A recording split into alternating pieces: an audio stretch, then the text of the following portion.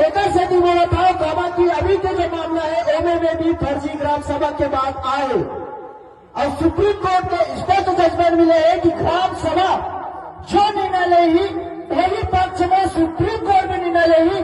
तो आप जम्मू जिला में खुला निवेदन करें कि आप अपने पास इतना अधिकार है कि आप मैंने सुप्रीम कोर्ट के साथ चले के अधिकार दे संविधान है तो संविधान के अधिकार में पूर्णता पालन करो और अपने अधिकार बना लो।